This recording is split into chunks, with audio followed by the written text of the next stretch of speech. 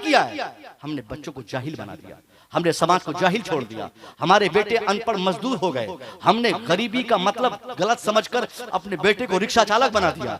आज पूरी दुनिया में मजदूरी करने वालों की अगर फहरिस्त निकाली जाए तो सबसे ज्यादा मजदूरी करने वाले कोई और नहीं, हमारे बच्चे हैं, हमारे बच्चे हैं। ट्रेन किसी रूट की हो, वो ट्रेन आपके डब्बों में आप घूम के देखें साहब, हमारे बच्चे मजदूरी करने जाते हैं दिल्ली, मुंबई, कलकत्ता, हर जगह खटने के लिए। क्यों? क्योंकि आप जैसे गार्जियन ने उन्हें समझा दिया है, बेटा जल्दी से 10,000 रुपया महीना कमा के ला, मुझे घर बनाना है। सब सब्र करें, 10 साल आप सब्र करें, 5 साल सब्र कर लें। जमीन बेचना हो बेच दें, मकान बेचना हो बेच दें, खेत बेचनी हो बेच दें, गाड़ी बेचनी हो बेच दें, कुछ भी करना हो करें, मगर अपने बच्चों को आप कायदे से पहले 5-7 साल पढ़ा लें। ये जज्बा आपने फरामोश कर दिया। आपने क्या सोचा? स्कॉर्पियो खरीद के दे देते हैं। मैट्रिक पास हुआ, बेटा को एक गाड़ी खरीद के दिया बारात में चलाने के लिए। जमीन बेच के गाड़ी खरीद के दिया कि चलो बारात में 1,000 रुपया पर नाइट, 30,000 रुपया तेल काट के खाना मिलता है, 30,000 रुपया मिलता है, काल पढ़ाई करेगा, बस ये ज़हन हमने दे दिया। अब वो बच्चा भी फूल रहा है कि कितनी मेहनत करेंगे, कौन मैथ का फार्मूला समझने जाए, कौन साइंस समझे, कौन मदरसे में पढ़े, कौन हिफ्ज करे, कौन आलिम बने। अब्बा 1 कट्टा जमीन बचेंगे, हमारे लिए भी गाड़ी का इंतजाम करेंगे, हम भी ड्राइवर बन जाएंगे, गाड़ी चलाएंगे। ये जालिम बाप है, सबसे बड़ा अत्याचार है वो। उसने बहुत बड़ा जुल्म किया अपनी औलाद पे। नालायक गार्जियन, तूने जमीन बेचकर अपने बच्चे को ड्राइवर बनाया, जमीन बेचकर एक छोटी सी दुकान खरीद के दी।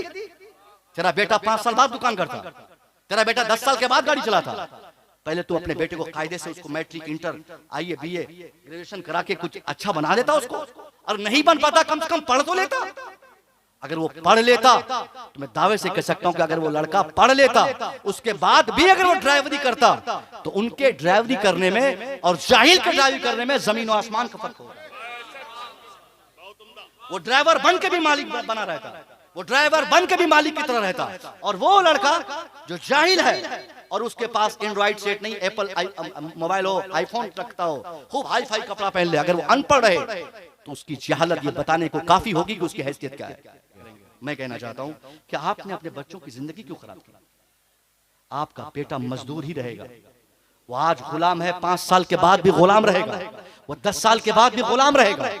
आप अपने बच्चों के लिए जमीन बेच के पढ़ाना हो पढ़ाइए। जमीन बेच के पढ़ाना ऐब नहीं, ऐब की बात तब है कि आपके पास जमीन रहे, बच्चा जाहिल रहे।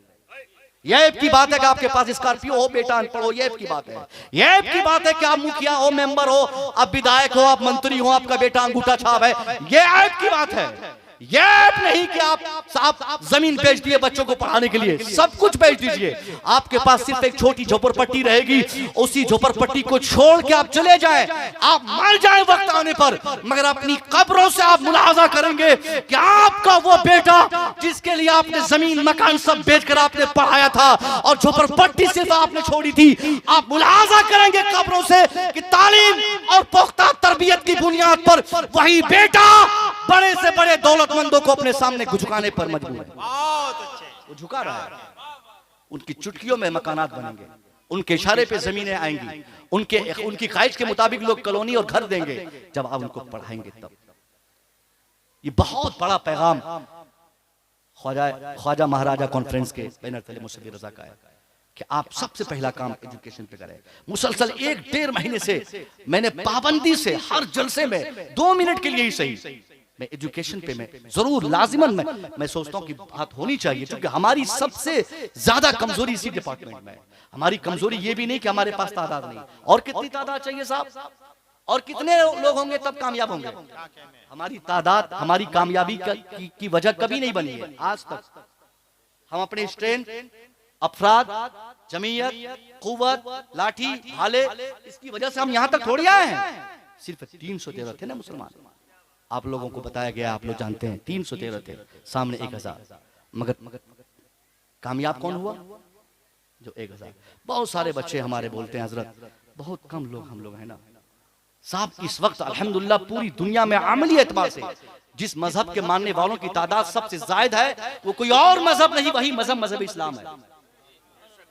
अमली एतबार से सबसे बड़ी तादाद हमारी है। 150 करोड़ की तादाद में हम ऐसा, 150 करोड़ कम नहीं है पूरी दुनिया में। 57 ममालिक हमारे हैं।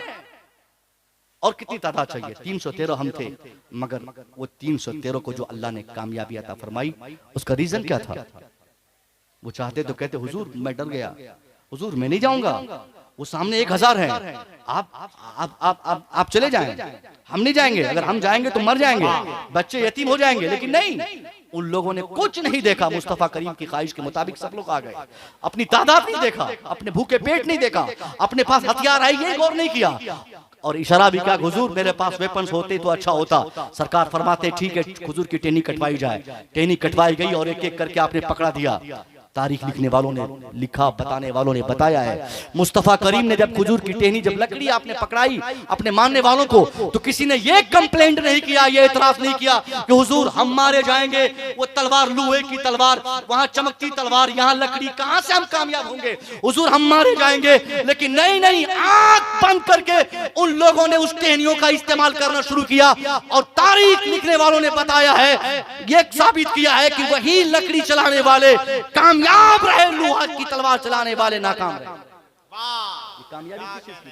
क्या कहने, अल्लाह के खौफ की बुनियाद पर, रसूल से मोहब्बत की बुनियाद पर कि हम कामयाब हैं बड़े जलसे करने में। जहां खाना खाने बैठिए तो एक दूसरे को बोलते हैं कि फलां तारीख को फलाने शख्स हमारे इलाके में आ रहे हैं, फलाने शख्स आ रहे हैं, फलाने पीर साहब आ रहे हैं, फलाने खतीब आ रहे हैं, फलाने शायर आ रहे हैं। यानी हम लोगों ने पूरी ताकत झोंक दी, और ये नौजवान, इनकी कुव्वत भी आजकल यही जलसे के ताल्लुक से, पूरी कमेटी बनती और साल भर में कमेटी बनाकर इनका मकसद रहता एक जलसा कराए, काम खत्म, पूरी जिम्मेदारी से हम सुबुकदोश हो गए, आजाद हो गए, अब कोई काम हमारे हिस्से का रहा नहीं। जबकि इन्हीं नौजवानों के गांव में जिन लोगों ने 5 लाख का जलसा किया, इन्हीं के गांव में एक नहीं 1000 से ज्यादा अफराद पैसे की कमी की बुनियाद पर पढ़ाई छोड़ दी, जिन्होंने तालीम ड्रॉप कर दी, जिनका बाप गरीब था, बच्चे को कहा बेटा मत बन हाफिज, बेटा मत बन आलिम, बेटा मत बन मुफ्ती, बेटा पढ़ने की जरूरत नहीं, जा दिल्ली खटने, जा मुंबई काम करने, जा कलकत्ता काम करने। यानी बहुत सारे लोग हमारे इलाके में आज भी ऐसे हैं जिनको शदीद जरूरत है पैसों की, ताकि उन पैसों से साहब उनकी मदद की जाए, और उस वो पैसे पाकर वो बच्चों को पढ़ा सके, उनके बच्चे आलिम बन सके, हाफिज बन सके, डॉक्टर बन सके। इस काम के लिए अगर तहरीक खोजी जाए, अंजुमन तलाशी जाए, ऑर्गेनाइजेशन खोजी जाए, तो कहीं कहीं मिलेगी, आपकी बुनियाद पर मिली है। मगर हम ये ना जान सके कि गरीब नवाज को, गरीब नवाज ने वो कौन सा वेपन, वो कौन सा हथियार, कि वो कौन सा किरदार आपने दिखाया था जिसकी बुनियाद पर 90 लाख लोग आपसे मुतासिर हो गए। हम, हमारा पूरा खानदान, हमारी पूरी सोसाइटी, हमारी पूरी जमीयत, हम सब लोग मिलकर भी कोई तहरीक चलाते हैं, और उस तहरीक से 2-4-10 हजार लोगों को अगर टारगेट बनाकर मुतासिर करने के लिए घर से निकलते हैं, हमारी तहरीक बूढ़ी हो जाती, हम हमारे खानदान के लोग कब्र में चले जाते, मगर कायदे से 2-4-10 हजार लोगों को मुतासिर नहीं कर पाते। मगर सरकार गरीब नवाज ने 90 लाख लोगों को मुतासिर फरमाया, ईमान की दौलत दिलवाई, यानी आपने उन्हें मुतासिर किया था, लोगों को समझने पर मजबूर आपने फरमाया कि इस्लाम मानना ही उनके लिए इत्मीनान कल्बी का सामान है। अगर वो सुकून चाहता है, अगर वो सेटिस्फैक्शन चाहता है, अगर वो मुतमईन जिंदगी गुजारना चाहता है, तो उनके लिए सबसे बेस्ट फार्मूला है कि वो मजहब इस्लाम के दामन से जुड़ जाए, अपने को जोड़ ले, वो मुतमईन होगा, वो महफूज होगा, वो प्रोटेक्टेड रहेगा। आज अपना एक मखसूस नारा लगाने के लिए इसी मुल्क में किसी खंभे का सहारा लेना पड़ता है, किसी को तबरेज़ अंसारी बनना होता है, फिर बिजली का पोल सामने होता है, फिर उसे बांधा जाता है, फिर उसे पीटा जाता है, फिर उन्हें पीट कर मार कर मखसूस नारे उनसे लगाए जाते हैं। ये जबरदस्ती का खेल है, ये प्रेशर का खेल है, ये दबाव का खेल है। दबाव और प्रेशर में आकर लोग अपनी बात पहुंचाते हैं। यही भारत की तारीख लिखने वाले अगर लिखे हो तो बताए कोई कि इस भारत में 90 नहीं, 90 लाख नहीं, 90 100 नहीं, 90 अफराद की ही तारीख बता दे। उन 90 में से किसी एक के बारे में बताए कि जिनको गरीब नवाज ने पकड़ा हो, जिन्हें धमकाया हो, जिन्हें यह कहा हो कि तुझे इस्लाम मानना होगा वरना तेरी खैरियत नहीं। गरीब नवाज की तारीख बताती है कि आप मस्जिद में नमाज पढ़कर मस्जिद से बाहर आए, आपके अजमेर का एक खादिम, ये एक शख्स जो मुस्लिम नहीं था, वो आपके खादिम से मुलाकात किया, कहा उनसे मिलना है। श्रीनिवास सामने थे, कहा ये हजरत है। कहा हुजूर आपका खादिम इस वक्त, आपके खादिम का खादिम बादशाह शमसुद्दीन अल्तमश दिल्ली की सल्तनत पर इस वक्त गामजन है। मैं आपके शहर अजमेर का एक शख्स हूँ, मैं जमींदार हूँ, मैं काश्तकार हूँ। मेरे पास जो जमीन थी लेटेस्ट कानून के मुताबिक बादशाह ने जो कानून नाफिज किया, मैं लगान की रकम नहीं दे सका, बादशाह ने मेरी जमीन अपने अंडर की। मैं चाहता हूँ कि आप अपने मुरीद से कहें कि वो अपने मुरीद को कह के बादशाह शमसुद्दीन अल्तमश से खबर पहुंचवाकर मेरी जमीन को रिटर्न की जाए। हुजूर मैं आपके शहर अजमेर का एक शख्स हूँ, मैं किसान हूँ, मैं उसी जमीन और मैं मेहनत करता हूँ, उसी से मेरे बीवी बाल बच्चों की परवरिश होती। हुजूर आपसे गुजारिश है। आप मुस्कुराने लगे। आप फिर नमाज असर अदा किए और निकल पड़े। वो शख्स वहीं खड़ा था, उसने कहा हुजूर आपने बताया नहीं कि मेरा काम होगा कैसे, कब तक होगा। आप मुस्कुरा कर कही तुम अपना घर जा, मैं तेरे काम के लिए निकल पड़ा हूँ। सरकार गरीब नवाज का ये किरदार है। आपके पास हथियार नहीं था, आपने कुरान मुकद्दस को सीने से सटाया, आपने असा लिया, आपने एक मसल्ला था वो अपने साथ लिया और अजमेर मोहल्ला को छोड़कर आप दिल्ली आ रहे हैं बस इसी मामूली से काम के लिए। और अजमेर से दिल्ली की मसाफत कितनी है, कितना डिस्टेंस है? तकरीबन 400 किलोमीटर दूर। 400 किलोमीटर कोई सवारी से नहीं, जहाज से नहीं, साइकिल और मोटरसाइकिल से नहीं, कार से नहीं, इसी पांव की कुव्वत से आप चले और दिल्ली आए। दिल्ली आकर बादशाह से आपने कहा कि ये काम है आप कर दो।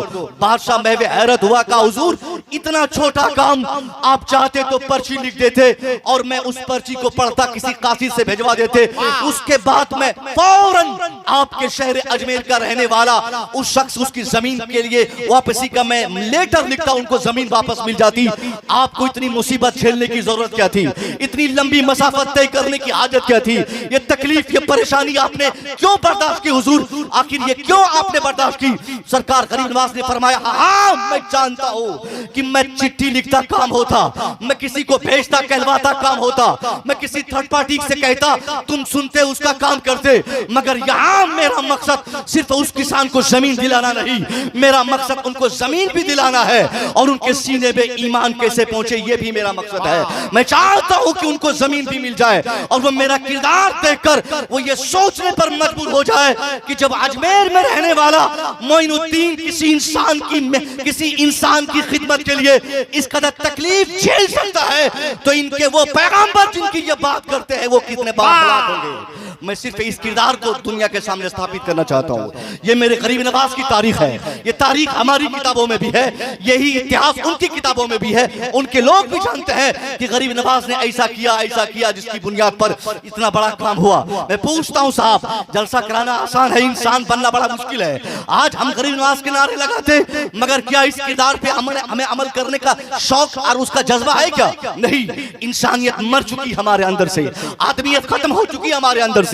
हमने प्रेशर की दुनिया बनाया, हमने साहब जबरदस्ती दुनिया बनाई, हमने इस दुनिया को अपने कंट्रोल में लेने के लिए हमने चाबुक लिया, गन लिया, लाठी लिया, तलवार लिया, अपनी बात बनवाने के लिए हमने दूसरे को अपना मुरीद करने के लिए अपनी ताकत और बल का हमने प्रयोग किया। हर लिहाज से हमने इंसानियत को मुर्दा किया है। आज भी अगर हम चाहते हैं कि इंसानियत वापस आए तो गरीब नवाज की इस किरदार पे अमल करने की शदीद जरूरत है। न सिर्फ गैर कौम को बल्कि बहैसियत मुसलमान हमारी जरूरत है कि हम सबसे पहले इंसान बन जाए। इंसानी खिदमत का इतना शानदार और सुंदर सा जज्बा अगर हमारे दिल में हो तो आज भी जो लोग हमें गालियां देते हैं वो मानने पर मजबूर होंगे साहब कि ये मुसलमान होने का मतलब ये होता है, इस्लाम मानने वाले का मतलब ये होता है। हम क्या एक्सपेक्टेशन रखते हैं गैरों से? हम उन्हें बुखारी पढ़ने की दावत दें, हम उन्हें कुरान पढ़ने की दावत दें, हम उन्हें मिशकात पढ़ाएं उनको। साहब वो मिशकात नहीं पढ़ेंगे, वो भी बुखारी नहीं पढ़ेंगे, उनको तिरमिज़ी से शौक नहीं है, उन्हें कुरान से कोई मतलब नहीं, वो कुरान नहीं पढ़ना चाहेंगे। आज हमारे लोग कुरान नहीं पढ़ते तो हमारे मुखालिफ क्या कुरान पढ़ेंगे? आज हम कुरान नहीं पढ़ते तो हमारे दुश्मन क्या कुरान पढ़कर इस्लाम समझेंगे? आज हमारे बच्चे इस्लाम समझने के लिए बुखारी और तिरमिज़ी का मुताला नहीं करते तो गैरों से ये उम्मीद हम बेकार करते हैं। अगर हम चाहते हैं कि हमारा इस्लाम गैरों को समझ में आ जाए, हमारा इस्लाम दुश्मनों को समझ में आ जाए, हमारा इस्लाम हमारे मुखालिफिन समझने लगे तो हमें उनको कुरान पढ़ने की दावत नहीं देनी, हमें कुरान की आयत पढ़ के उनको नहीं समझाना, हमें बुखारी बुखारी के हवाले उनको नहीं देना, बल्कि हमें मुकम्मल बुखारी पे अमल करके दिखाना है, हमें कुरान पे अमल करके दिखाना है, हमें कुरानी इंसान बन के दिखाना है, हमें एक इंसान शानदार तरीके से बन के अपने समाज में स्थापित हो जाए। मैं कसम खा के कह सकता हूँ, ये जो हालात आज खराब हुए हैं दुनिया भर में मुसलमानों के ताल्लुक से, जो दुनिया टारगेट कर रही है, तहरीकें चला रही है, बहुत हद तक हम अपने दुश्मनों को ये समझाने में कामयाब होंगे कि इस्लाम उसे कहते हैं, इस्लाम इसे कहते हैं, इस्लाम का मतलब है इस्लाम का मानने वाला झूठ न बोले, इस्लाम का मानने वाला चुगलखोरी न करे, इस्लाम का मानने वाला झूठ न बोले, इस्लाम का मानने वाला किसी पर जुल्म न करे, इस्लाम का मानने वाला ज्यादती न करे, इस्लाम का मानने वाला बेहयाई न करे। ये इस्लाम का मतलब है। हम मुसलमान बेटी बेहया, हम मुसलमान बेटा बदतमीज, हम मुसलमान हम बदतमीज, हम मुसलमान अगर हम जालिम रहे तो ये क्या अलामत हमारे पास बची जो हम दुनिया को बता सके कि ये इस्लाम का मतलब ये होता। आज हम महफूज नहीं अपने भाई से, हमारा भाई हमसे महफूज नहीं, हमारा घर हमसे महफूज नहीं, हमारी आबादी हमसे महफूज नहीं। कौन सा मुसलमान है जो ये ना कह सके कि हजरत मैं परेशान हूँ अपने लोगों से? कौन ये नहीं कह सकता कि हमारे लोगों ने सताया है, हमने अपने समाज को तोड़ा, हमने अपने भाइयों को मोड़ा, हमने अपने लोगों को की दुश्मनी मोल ली और उनकी तरक्की के रास्ते पे रोड़े डाले। और हम जब अपने समाज को चिढ़ाने, मारने, गाड़ने, काटने पर इस कदर आमादा रहेंगे तो जाहिर है हमारी ये हरकत देखकर दूसरे ये समझेंगे लगता है इस्लाम का पैगाम यही है, लगता है मुसलमान होने का मतलब यही है, लगता है मुसलमान इसी को कहते हैं, लगता है मुसलमान होने का मतलब जुल्म करना, ज्यादती करना, बेहयाई करना। वो कौन सी बुराई जो आज से 25-30 साल पहले खास तौर पे गैरों की अलामत समझी जाती थी, और वो कौन सी बुराई है जो आज हमारी पहचान नहीं समझी जाती? झूठ अगर गैर बोलते थे तो आज हम झूठ के सरदार हैं, जुल्म अगर गैर करते थे तो आज हम जुल्म के सरदार जालिम बनकर बैठे हैं। अगर बेहयाई गैरों के घरों से, दुश्मनों के घरों से, उनकी औलादों से, उनके बाल बच्चों से अगर हम देखते थे तो आज हमारी बेटियां भी बदतमीजी करने में पीछे नहीं, हमारे बच्चे भी बेहयाई करने में पीछे नहीं। तो साहब हमने अलामत खत्म कर दी, हमने पूरी पहचान मिटा दी। एक पहचान बताइए जिसे देखकर हम कह सके कि that is Muslim, that is accepted, that man accepted Islam. हम कह सके कि ये मुसलमान है, इसने इस्लाम कबूल किया है, इसने पैगंबर इस्लाम का कलमा पढ़ा, उनके किरदार पे अमल किया है। ये कहना बड़ा आसान है साहब कि वो लोग हमारे मुखालिफ हो गए, वो दुश्मन हो गए। यही भारत है। इससे ज्यादा खतरनाक माहौल पहले था।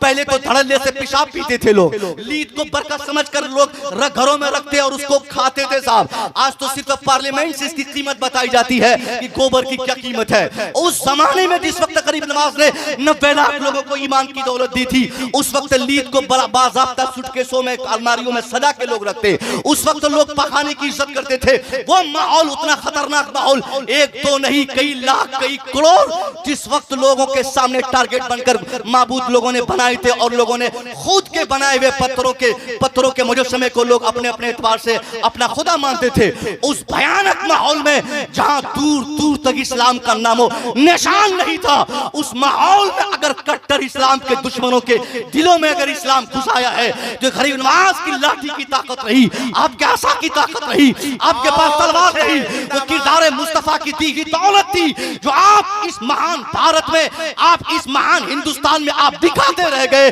दिखाते गए, आप चलते गए, पीछे कारवां बनता गया, आप आगे निकलते गए। कभी एक था, 1000 हुआ, 1 लाख हुआ, और वो तादाद इस कदर तजावुज की कि लोग बोलते हैं कि वो 90 लाख तक तादाद पहुंच गई। क्या कहने, नारे तकबीर, नारे रिसालत, ख्वाजा महाराजा कॉन्फ्रेंस।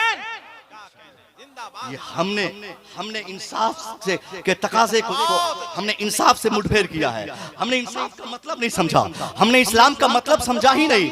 हमारे अंदर सिर्फ आज की दुनिया में जलसे रह गए, तकरीर रह गई, खानका रह गई साहब, माहौल बस वही जस का तस। क्या मतलब हमको इस्लाम से, क्या मतलब इस्लाम के किरदार से? इस्लाम के पैगंबर ने जो किरदार शनासी, किरदार जो आप किरदार का मुजाहरा फरमाया था, हम भूल गए, हम नहीं जान सके, दुनिया को हम नहीं बता सके।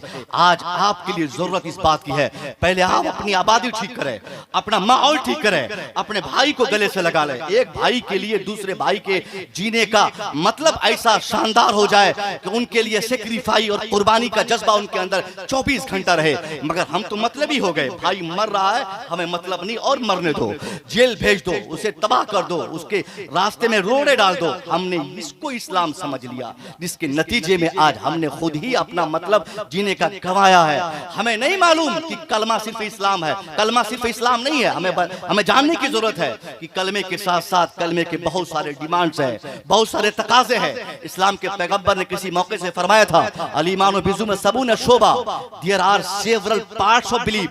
ईमान के बहुत सारे डिपार्टमेंट हैं, कई सारे पार्ट्स हैं, कई सारी सीढ़ियां हैं, कई ये उसके स्टेप्स हैं। इस्लाम के पैगंबर ने फरमाया बहुत सारे तकाजे इस्लाम के, जिसमें सबसे पहली सीढ़ी, सबसे पहला स्टेप मुस्तफा फरमाते हैं फअफ़ज़लुहा क़ौलु ला इलाहा इल्लल्लाह। उन तमाम रास्तों में सबसे पहला और सबसे पहला रास्ता यह है, सरकार फरमाते हैं कि लोग आप और हम कलमा शरीफ पढ़ रहे हैं, ये पहला है, आखिर नहीं है। इसका मतलब यह है कि इसके बाद भी और भी बहुत सारी चीजें हैं जो हमें करनी है, बहुत सारे मुतालबात इस्लाम के हैं, बहुत सारे स्टेप्स हैं जिस पर कदम रखने हैं। सरकार फरमाते इमाततुल अज़ा अनित तरीक वल हयाउ शुबतुम मिनल ईमान, to remove any disturbing item from the way, it is also the symbol of believe.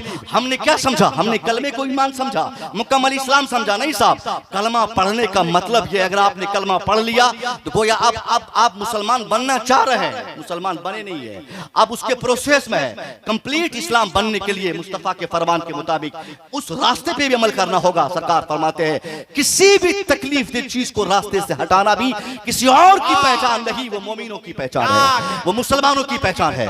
नमाज पढ़ना भी मुसलमानों की पहचान है।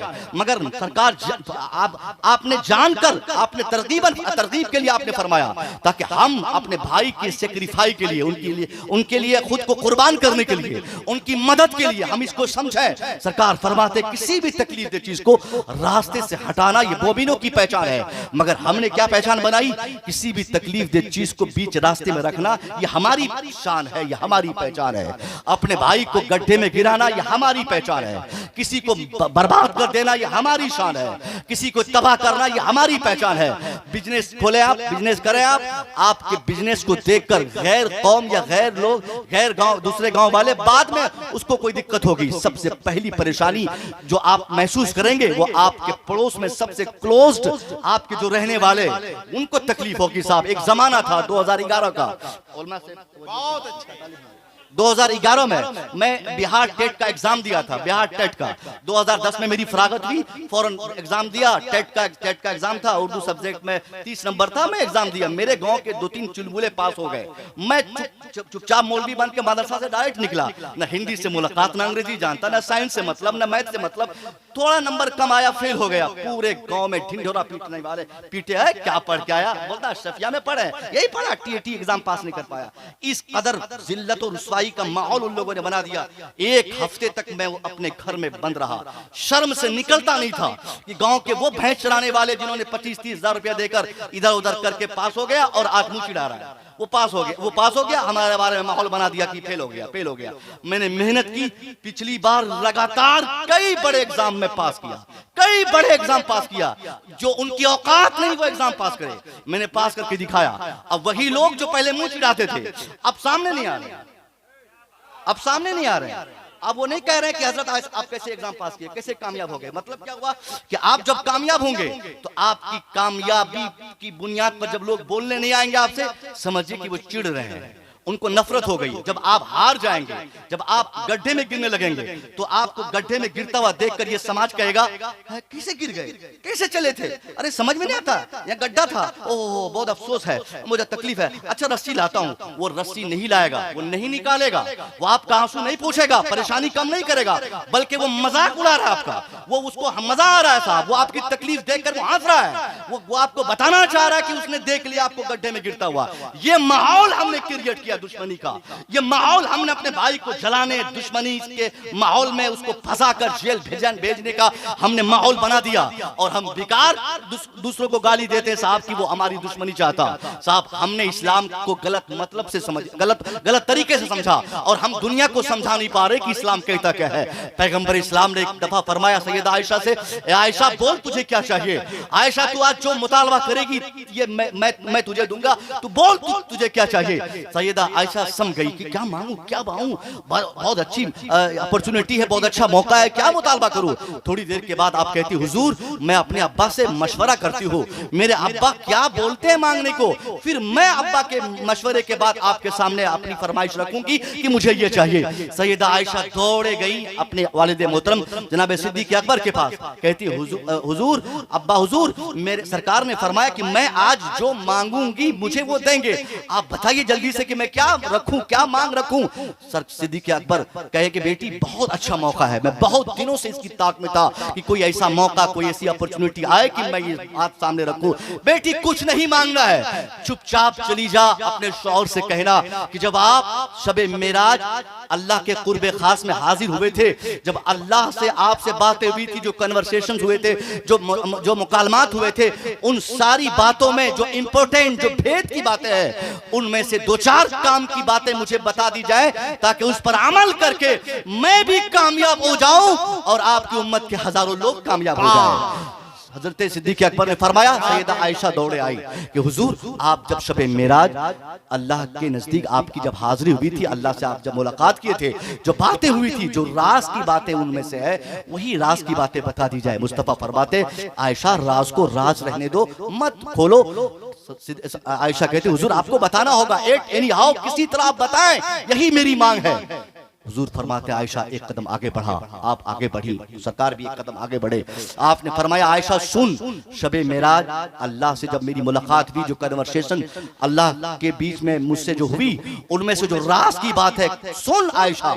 अल्लाह ने फरमाया कि ए मोहम्मद सल्लल्लाहु अलैहि वसल्लम आपकी उम्मत में से, आपके चाहने वालों में से जो शख्स भी किसी गड्ढे में गिरते इंसान को उठाएगा, किसी का आंसू पोंछेगा, किसी तकलीफ दे इंसान की तकलीफ में काम आएगा, किसी मजबूर के मजबूरी में काम आएगा, किसी की तकलीफ देखकर उसकी मदद के लिए खड़ा होगा। सरकार फरमाते हैं आयशा सुन, रब ने वादा फरमाया कि रब ने वादा किया कि मोहम्मद मेरे ऊपर लाजिम होगा कि मैं ऐसे शख्स को बगैर किसी हिसाब के डायरेक्ट जन्नत अता करूंगा। कोई हिसाब नहीं, कोई हिसाब नहीं। उलमा तशरीफ फरमाया आप पूछे इनसे, और ये अल्लाह पर कोई जरूरी नहीं है कि आपको नमाज के बदले में जन्नत दे ही दे। अल्लाह पर कोई कुछ भी लाजिम नहीं है। अकायद की किताबों में बताया गया है कि रब पर कुछ भी लाजिम नहीं, बशर्त ही कि अल्लाह खुद अपने लिए लाजिम कर लिया हो। रब ने फरमाया मेरे ऊपर लाजिम होगा कि मैं ऐसे शख्स को डायरेक्ट जन्नत गिफ्ट करूं जो किसी का आंसू पोंछेगा, जो किसी गड्ढे में गिरते इंसान को उठाएगा, जो किसी की तकलीफ में काम आएगा। मुस्तफा करीम ने फरमाया, सैयदा आयशा खुश होकर अपने अब्बा की बारगाह में हाजिरी दी कि अब्बा बहुत खुशी की बात है, ये तो गजब हो गया, रब का वादा है कि रब ऐसे शख्स को डायरेक्ट जन्नत गिफ्ट फरमाएगा जो किसी की मदद करता है, जो किसी का आंसू पोंछता है। सैयदा आयशा बता रही हैं, उधर सिद्दीक अकबर रोने लगे, ज़ारो कतार रोए, इस कदर आप रोए कि आपकी दाढ़ी भीग गई। सैयदा आयशा कहती है अब्बा हुजूर ये तो रोने की कोई बात ही नहीं थी, रोने का कोई मतलब ही नहीं है। हम लोगों ने बहुत सारे लोगों की मदद की है, किसी की मदद काम आ जाए तो हम कामयाब है। अब्बा आप रो क्यों रहे हैं? सिद्दीक अकबर ने फरमाया बेटी आयशा तूने रब के फरमान का सिर्फ एक पहलू पे गौर किया, तूने एक हिस्से को पढ़ा और उसको समझा, इसलिए तुम मचल रही हो।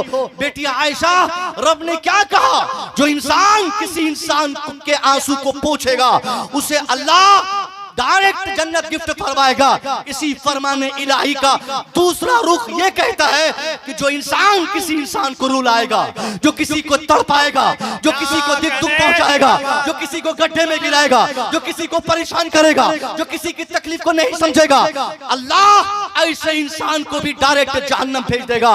हे आयशा मैं इसलिए रो रहा हूं कि मेरी बची हुई जिंदगी में कोई पल ऐसा ना आ जाए कि मुझसे किसी इंसान को, अल्लाह के किसी बंदे को तकलीफ हो जाए। अब मैं अपने रब से मांगता हूं, ए अल्लाह मेरी बची हुई जिंदगी में कोई दिन ऐसा ना आए कि कभी मुझसे किसी तेरे बंदे को किसी को तकलीफ हो जाए। ये है इस्लाम का मतलब, ये है कामयाबी का मतलब साहब। हमने इसके मफाहिम, हमने इसके मफहूम को फरामोश किया, हमने ये अंडरस्टैंडिंग खो दी, हमने मदद करने और हेल्पिंग पोजीशन जो हमारी होनी थी, सहायता का जो भावना लेकर हम समाज में चलते, कोई बेचारा बेचारगी की जिंदगी गुजारता, उसकी मजबूरी में काम आते, कोई खाना नहीं खाता उसके खाने का इंतजाम करते, किसी को घर नहीं था उसके घर का इंतजाम करते, किसी को जमीन नहीं उसकी जमीन का इंतजाम करते, किसी के बच्चों को पढ़ाने के पैसे नहीं उसका इंतजाम में हम लगते।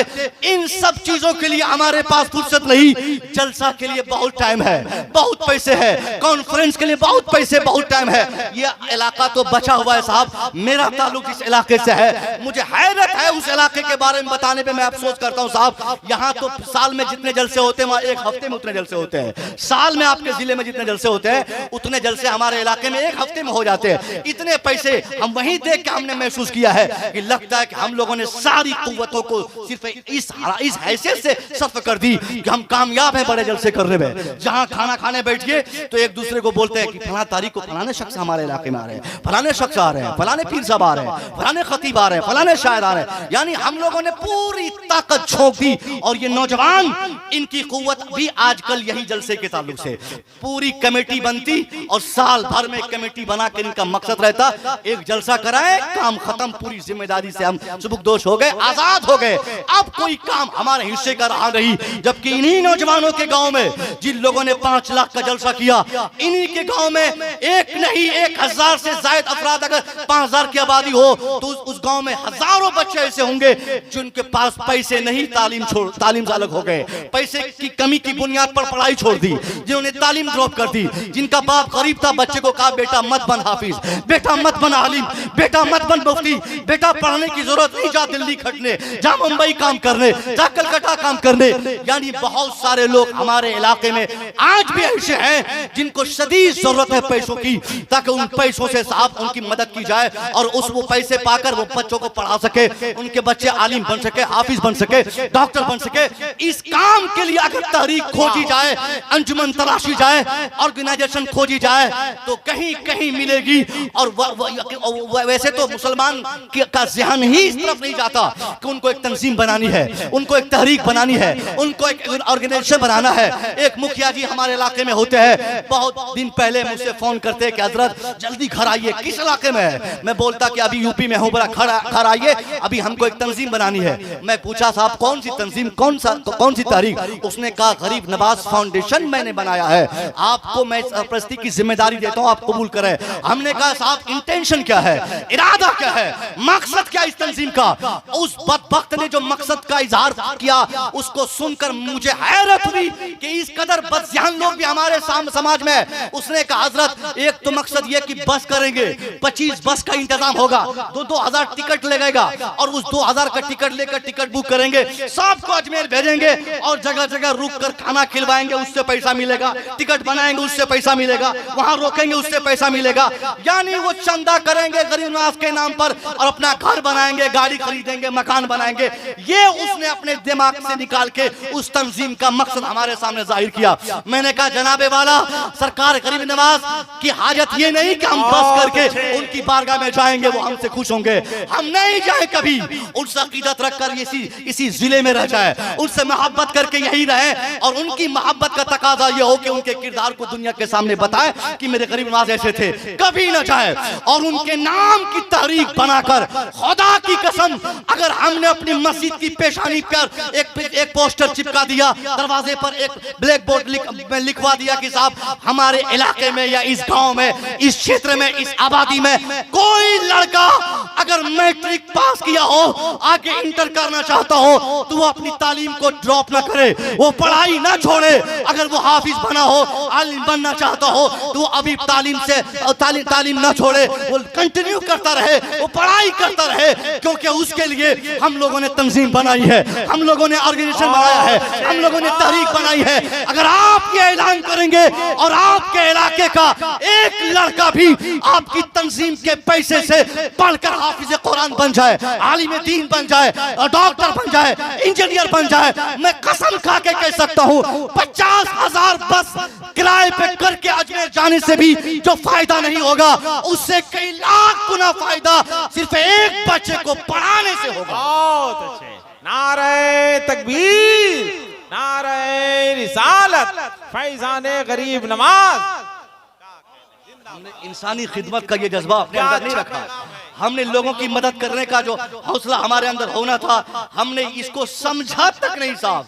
उम्रा पे उम्रा करना और जियारत पे जियारत करना, बस पे बस। अब तो उम्रा का फैशन भी बदलता जा रहा है। मैं अभी सूरत गुजरात में था, हमारे बड़े भाई नकीब साहब मौजूद थे, एक बात समझ में आई थी, मैं बोल दिया था, फैशन हमने बना लिया साहब। और हमने ये तवज्जो नहीं दी कि ये पैसे की जरूरत किसी को है क्या समाज में, जो इस पैसे को लेकर अपने मुस्तकबिल को बना सकता है। हमारा समाज तबाह हो गया। हम आलिम बन गए तो क्या मतलब, हमें देखना है कि हमारे पड़ोस में कोई लड़का ऐसा भी है जो पढ़ नहीं सका है। आपके गाँव में अगर 20 लोग डॉक्टर हो जाए, 20 इंजीनियर पैदा हो जाए, 20 मुफ्ती साहब आ जाए, 20 लोग 20-20 करके अगर 100 लोगों की आबादी है, 95 लोग पढ़ ले, 5 लोग सिर्फ 5 फर्द सिर्फ जाहिल हो जाए, 5 बच्चे न पढ़ सके, तो वही 5 बच्चे जो नहीं पढ़ पाए हैं, वो 95 लोग जो पढ़ के बड़ा बड़ा घर और जमीन जगह गाड़ी खरीद लिए हैं, फिर भी वो 5 लोग जो जाहिल बच चुके हैं, वही 5 जाहिल, उन 95 लोग जो पढ़ लिख कर शानदार इंसान बनने की कोशिश कर रहे हैं, उनकी नींद उड़ाने के लिए वही 5 लोग काफी होंगे। अब उस 95 की जिम्मेदारी है साहब कि वो उन 5 की फिक्र करे ताकि वो भी मेन स्ट्रीम दुनिया में आ जाए। हमारी जमात के बहुत जिम्मेदार मुफ्ती साहब फरमाया, बड़े जिम्मेदार मुफ्ती। अगर इस पूरे इलाके के अगर 10 मुफ्तियों की फेरी तैयार की जाए तो 10 में से 1-2 पोजीशन पर मुफ्ती साहब रहेंगे। लेकिन आपने क्या सोचा कि मुफ्ती साहब बगल के हैं, साहब मुफ्ती साहब पतले दुबले हैं, वो तो अहमियत ही नहीं हमारे।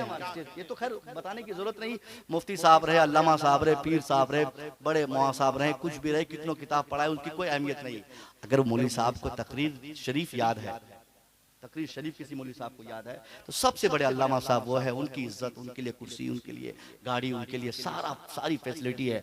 और हजरत बैठे हैं, लगता है कि हमारे जैसे कई सैकड़ों में इनके शागिर्द, सैकड़ों में शागिर्द है। आपके लिए जरूरत इस बात की कि आप ऐसे आलिमों की इज्जत करें और उनकी खिदमत को महसूस करें कि साहब उन्होंने क्या किया है, उन्होंने क्या किया है, कौन सा काम किया। ये पढ़ाई का रिजल्ट है। एक लड़का मुफ्ती बनकर अपने समाज में आता है तो हजारों की जिंदगी बनती है, हजारों को रोशनी मिलती है, हजारों के मुस्तकबिल संवरते हैं। मगर हम अगर इसके पीछे दिमाग लगाएंगे तब ना। हमने कोई तवज्जो नहीं दी इसके ऊपर, इंसानी इमदाद के लिए कोई योजना हमारे पास नहीं, कोई तहरीक हमारे पास नहीं। अभी हमारे भाई साहब ने बताया, रईस कौसर साहब ने बताया कि हजरत हम लोगों ने एक तहरीक छेड़ी है, एक तहरीक चलाई है, तंजीम उलमाए अहले सुन्नत गिरडी। माशाल्लाह ये बहुत खुशी की बात है। इस तरह की तहरीकात, तंजीमें हर तरफ रहनी चाहिए। आप लोग भी एक बना लें, आपस में बना लें। उलमा अगर उलमा तैयार किए तो आप मदद करें उनकी, आप उसमें जुड़ जाए, उससे जुड़े और पूरी कुव्वत लगा दें। और उस तंजीम का मकसद सालाना जलसा करना नहीं हो, उर्स कराना नहीं हो, बल्कि उस तंजीम का मकसद हो कि गाँव में आप टारगेट बनाए कि हर साल कम से कम 10 लोगों को ये समझाने में हम कामयाब होंगे कि तेरे लिए तालीम जरूरी है। 10 लोगों को ये समझाने में कामयाब हो जाए कि तेरे लिए हया जरूरी है। 10 लोगों को ये समझाने में कामयाब हो जाए कि वो इस्लाम को कैसे महसूस करे, दुनिया में कैसे फैलाए। ये आप टीम बनाकर काम करें साहब, ये असल कामयाबी है।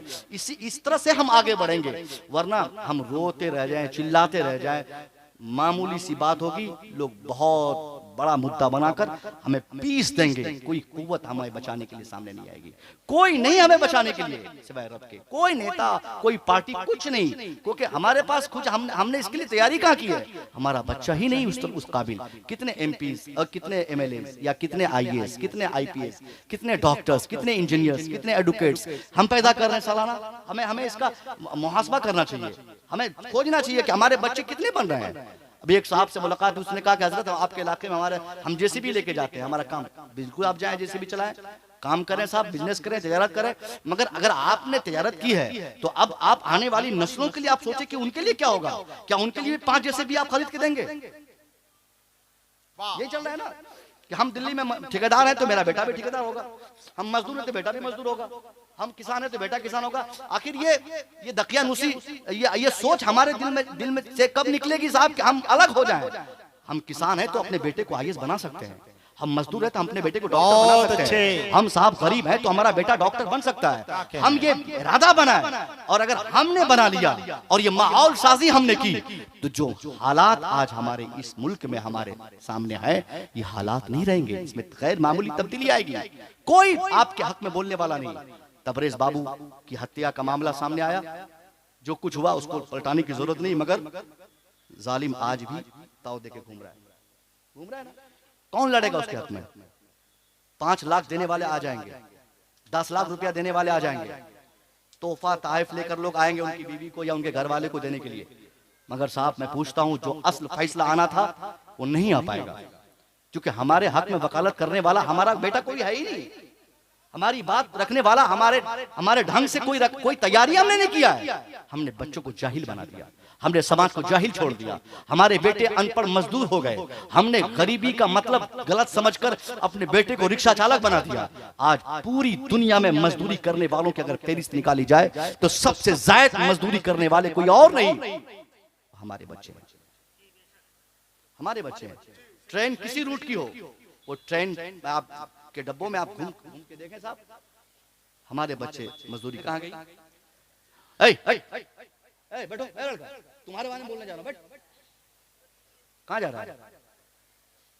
ये लोग सोच रहे हो कि आज क्या माहौल चल रहा है, ये लोग गलत तरीके से तकरीर करवा रहे हैं। सुनिए, हुजूर के सामने एक फेरिस्त दी गई, हजरत बड़े भाई, एक फेरिस्त दी गई कि हुजूर ये लोग हैं जिनको हम लोगों ने पकड़ा है, जो लोग हमारी जेलों में है, ये वो अफराद हैं। अब बताइए कि इनके साथ क्या किया जाए, कैसे पीटा जाए? इंतकाम की कोई सूरत निकले ना? क्या इनकी जबान काटी जाए, हाथ काटा जाए, इनको भी वैसे ही मारा जाए जैसे ये लोग मार रहे थे? हुजूर मुस्कुराए। सारी अथॉरिटी, सारे अख्तियारात होने के बाद भी आप चाहते तो सिर्फ एक इशारा फरमाते कि मारो इन लोगों को, पकड़े हो तो छोड़ो मत, जिंदा मत छोड़ो, उल्टा लटकाओ, चमड़ी उधेड़ो। सिर्फ एक इशारा फरमाते तो मेरा ईमान कहता है मुस्तफा के दीवाने इस कदर इमोशनल होते, और इमोशनल तो थे ही क्योंकि बहुत बड़ी कामयाबी मिली थी।